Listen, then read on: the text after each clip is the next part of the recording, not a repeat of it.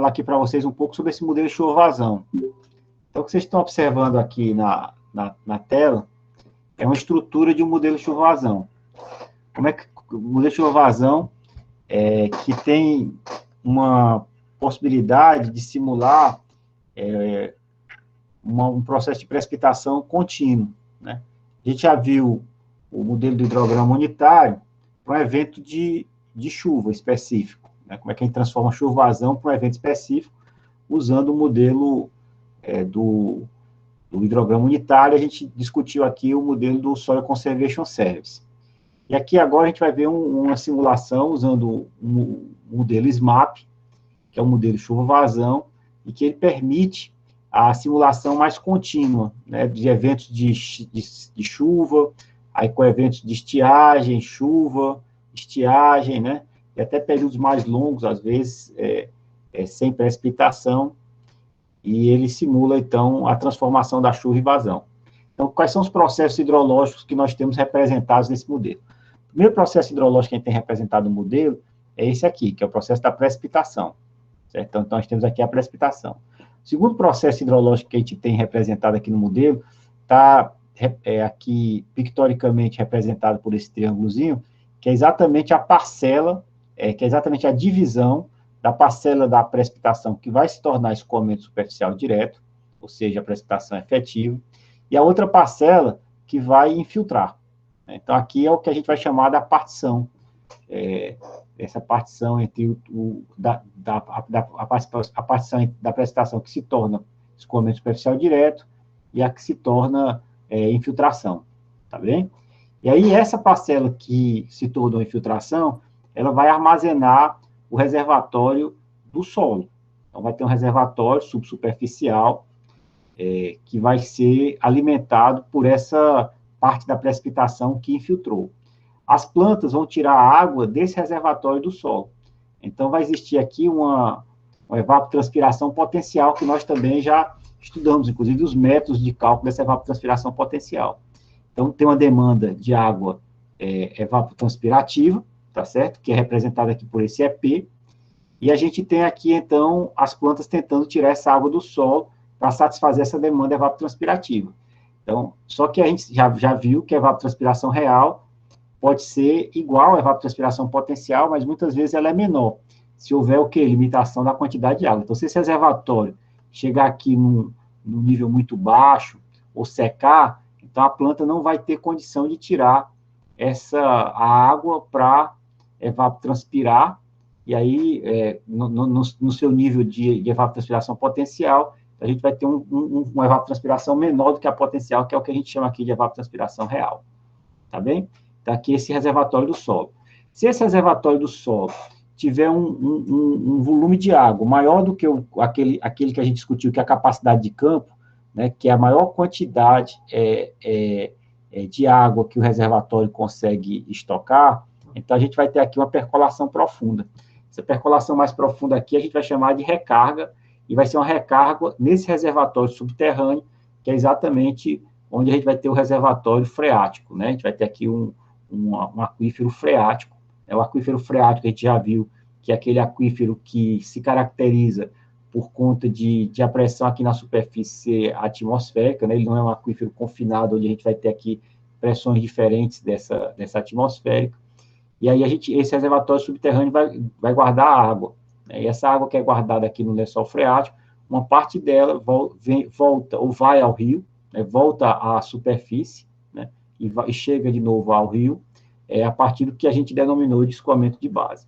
Então, a formação do escoamento no rio vai ser feita pelo escoamento superficial direto mais o escoamento de base. O escoamento superficial direto, vai acontecer na encosta, e ele vai ser mais rápido, e esse escoamento de base ele vai ser um escoamento mais lento. Então, o rio vai ser formado, então, pelo escoamento superficial direto e pelo escoamento de base. Então, esses processos hidrológicos é que vão ser simulados nesse modelo. Então, quando para de chover, para de ter esse escoamento, esse reservatório aqui, praticamente o escoamento do rio vai ser associado ao escoamento de base, que não vai ter escoamento superficial direto. Então, esse modelo, ele permite se faça esse tipo de simulação.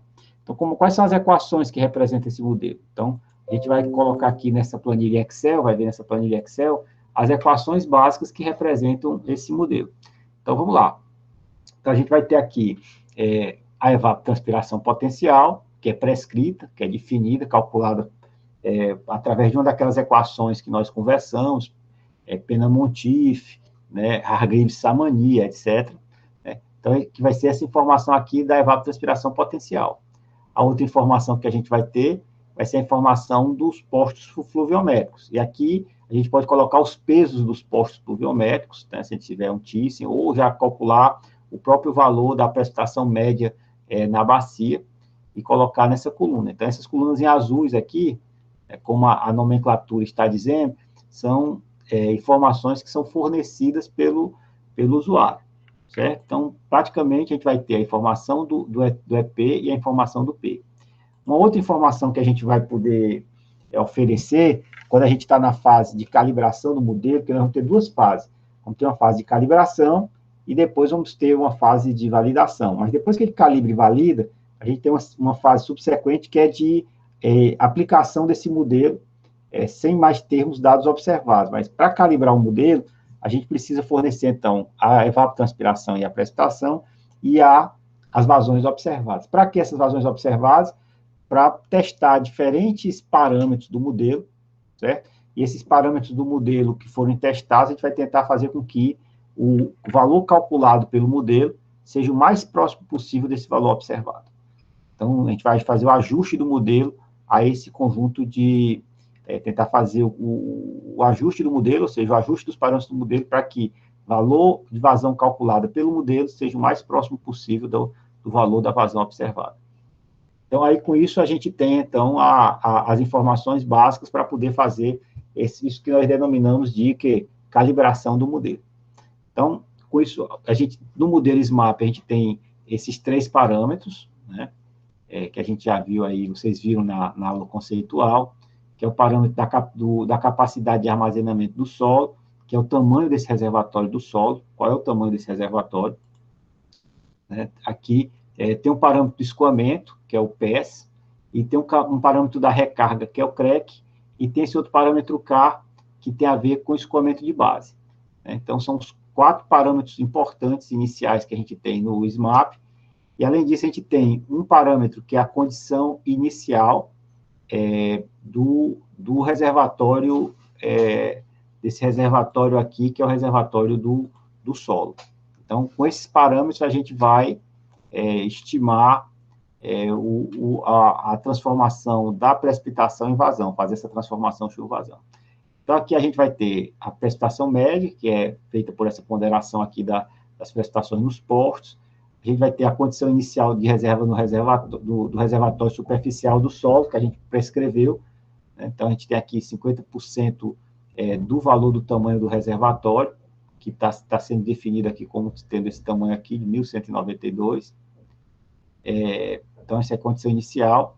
Aí, a partir daí, ele começa a calcular o conjunto dos parâmetros do modelo, certo? Que depois vocês olham com cuidado o conjunto desses parâmetros, e o equacionamento eu mostrei na aula conceitual. Aí, com isso, a gente calibra, então, e vai obtendo aqui o volume do escoamento superficial, a evapotranspiração real, que a gente já tem a evapotranspiração potencial, porque nesse caso aqui, a evapotranspiração real está sendo 102, e a potencial 206. Então, ela é menor. Qual foi o volume percolado, né, que é esse volume aqui que chegou aqui ao reservatório subterrâneo, né, qual é o escoamento subterrâneo ou de base, e qual é o valor da vazão calculada, que seria o escoamento de base, mais o escoamento superficial direto. O escoamento superficial direto que está aqui, mais esse escoamento de base, certo? A gente vai ter aqui a vazão. Observando que essa vazão, ela tem um fatorzinho de ajuste, porque a vazão aqui está sendo em metro cúbico por segundo, e todo esse outro balanço hídrico aqui está sendo feito em milímetros, tá certo? Então, é milímetros, que multiplicado por uma área, a gente vai ter o volume escoado por unidade de tempo. Né? E aí, essas transformações, a gente vai ter um fatorzinho aqui que transforma, aquele 26.030 é exatamente o fator de transformação, para transformar esse milímetro por quilômetro quadrado, né, que é a área da bacia, em metro cúbico por segundo. E aqui a gente está fazendo um passo de tempo, esse modelo, mensal, olha, que é o mês de janeiro, aqui é o mês de fevereiro. Então, com isso, a gente faz, então, o cálculo dessas vazões calculadas pelo modelo, e a gente faz a comparação do valor calculado pelo modelo com o valor observado.